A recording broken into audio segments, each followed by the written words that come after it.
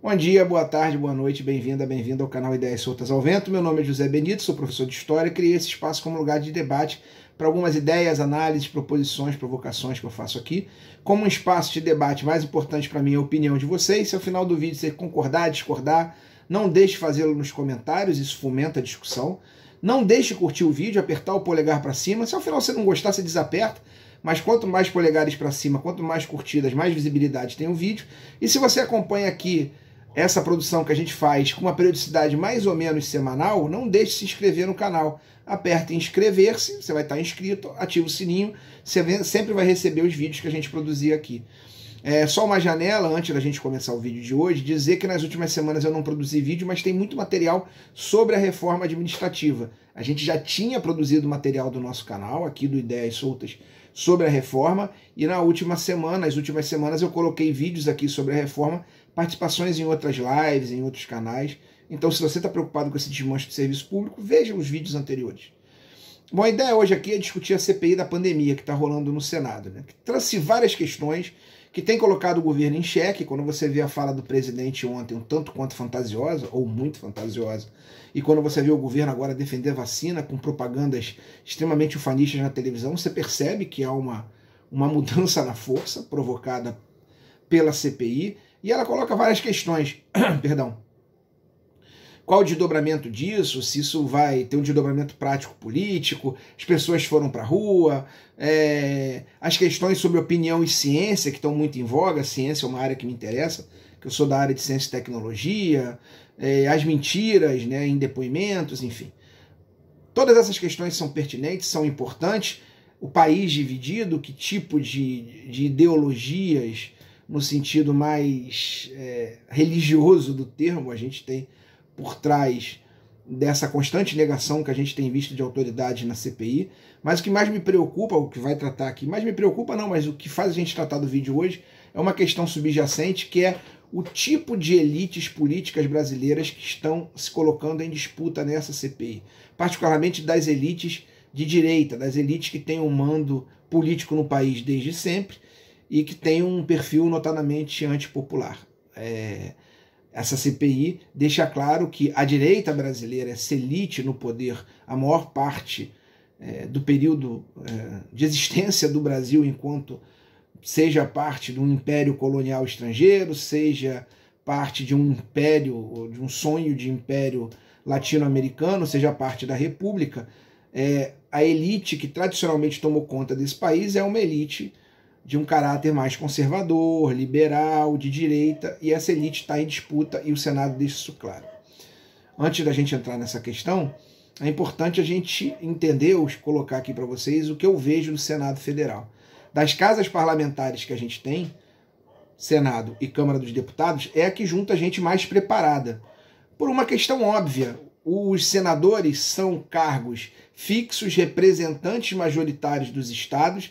Então as pessoas, para se candidatarem ao cargo de senador, majoritariamente, não quer dizer que todos, porque a gente viu que o nível político tem caído no Brasil como um todo, mas majoritariamente é a casa onde aqueles mais preparados das coligações e dos partidos se lançam a um cargo majoritário com 8 anos de mandato.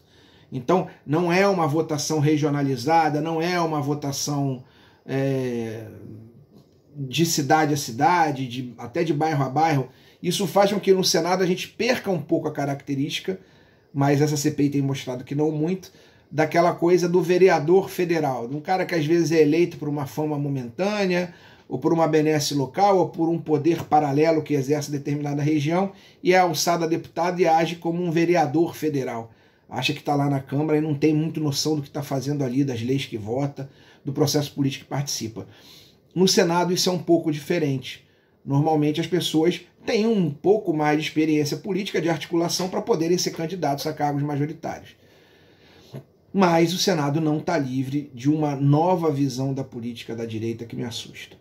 E agora eu vou aqui dividir esses dois grupos. Eu acho que existe uma política de direita tradicional, não vou entrar na oposição raiz, naquela oposição mais de esquerda, que tem excelentes quadros em matéria técnica, como Randolfo Rodrigues, enfim.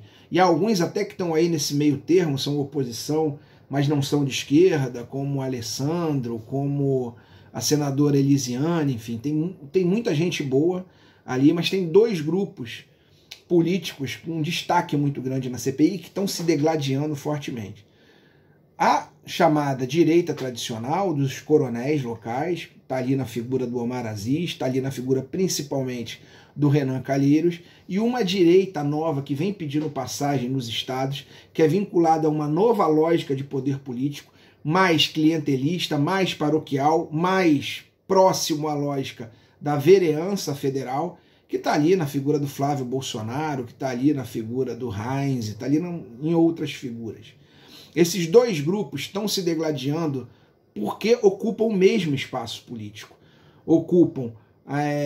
Disputam os mesmos votos, na mesma linha de um ideário que, infelizmente, que é outra questão que está ficando claro na CPI, é um ideário dominante na população brasileira. A esquerda tem feito um trabalho para desmontar esse ideário que, em sua maioria, é falso, ou seja, um ideário conservador, pela pátria, pela família, onde existe muita hipocrisia. Esses dois grupos se degladiam por esse tipo de voto, por essa eleição, e é muito ruim, porque a gente que é de esquerda, principalmente no começo da CPI, né, é obrigado a torcer por um desses dois lados, normalmente por aquele que está contra o governo, que está contra a postura de abandono do governo numa pandemia, de uma postura genocida do governo, que é o lado da antiga direita tradicional, de seus Renan Calheiros, de seus Tasso Gereissati, que tem tentado demonstrar pelo menos uma capa de responsabilidade, que tem mais noção do que o jogo político estabelece certos limites e certas relações com a população em geral. Então a gente acaba, entre aspas, das aspas, torcendo por uma linha em detrimento de outra, que é violenta, cujas ligações são com o voto, são relações de dominação, seja pelo viés religioso, seja pelo viés da truculência, seja pelo viés do medo implementado pelos grupos que apoiam esses senadores, né? Por uma lógica miliciano-religiosa ou por uma lógica ideológica radical da gente, tá espalhada na sociedade, coisa que você escuta, o radicalismo comunista, coisas que parecem ser ditas numa Europa da década de 30 com medo da Revolução Soviética, ou da década de 20. Então, esses dois grupos se degladiam. Um grupo, pelo menos, que é o grupo da direita tradicional, tem um certo cuidado, uma certa noção de republicanismo, e um outro grupo que não, que é ali, quer tomar o poder, quer tomar espaço para se locupletar. Vamos ter claro, a função dessa gente é se locupletar. Aliás, você pode dizer isso de ambos os grupos. Só que um tem um pouco mais de republicanismo, cuidado, percebe que a organização de uma sociedade é um jogo de forças, onde eu perco aqui e ganho ali. E o outro grupo não, quer atropelar, quer rapinar, quer poder saquear o que puder, quer poder fazer as coisas sem limite, sem julgamento, quer distorcer a verdade. O absurdo é que esses dois grupos estão juntos no que é essencial para o país, que é essencial para o país, a quem eles representam, do grande capital, do grande dinheiro. Eles estão juntos para retirar direitos da população. Eles estão juntos para saquear o Estado brasileiro. Tem uma fala extremamente interessante, num dos primeiros depoimentos da CPI, da senadora Simone Tebet, que é filha dessa política tradicional, da região do centro-oeste do Brasil, em que ela disse assim, olha, eu estou aqui contra o governo, num discurso bastante republicano, bastante interessante e bom, estou aqui contra o governo, mas voto nas pautas econômicas dele. Então a nossa desgraça como pessoas de esquerda, o trabalho é tanto, eu acho que a gente tem um trabalho tão grande para fazer, um futuro presidente, uma futura coligação que assume esse país, vai ter tanta merda onde tem que botar a mão para acertar, seja na violência local, na criminalidade política, na questão de uma ideologia superada no mundo todo, que a gente acha que ainda é vitoriosa aqui, na questão dos meios de comunicação, na questão da miséria do povo que está nas cidades, dormindo nas ruas, catando lixo. É tanta coisa que um governo dito popular, né, não vou nem chamar de esquerda, mas com o mínimo de humanidade teria que fazer, que é complicado, porque o outro lado que se degladia e que pode ganhar a eleição, a fragilidade de Bolsonaro não impede que esse outro lado, o seu projeto maior, ganhe a eleição. Esse outro lado que se degladia se une para votar nesse projeto, que é um projeto econômico, de Estado, que visa sangrar o povo. Então a Simone Tebet, para terminar, quando ela diz que vota com o governo, ela está dizendo o seguinte: esses dois grupos lutam por espaço, mas o espaço que esses dois grupos vão ocupar é o mesmo, é de ser o capataz, o lacaio preferencial de uma elite econômica que transita nesses dois mundos e que tem ódio de um discurso mais moderno, mais empático com a sociedade. Então a gente tem esse problema. É muito ruim assistir a CPI, eu tenho assistido loucamente, tendo que torcer por um menos pior vilão. A gente acaba torcendo, porque a situação está tão ruim que você quer que a gente saia desse pesadelo. Mas a saída pode ser, muito provavelmente, para um outro pesadelo ou para a manutenção do principal medo, do principal pesadelo. Talvez não o principal, porque a gente vive uma pandemia, mas de um pesadelo mais raiz, que é a questão de uma pauta econômica excludente, que está presente na reforma trabalhista, na reforma da Previdência, que está aí andando com a reforma administrativa, e que seja os vilões que a gente hoje está do lado, né, os Aziz, os Renans, as Simone Tebet, sejam o vilão mais sujo, mais genocida, mais anticiência, mais dos Flávios Bolsonaros e queijandos, ambos vão aplicar essa pauta.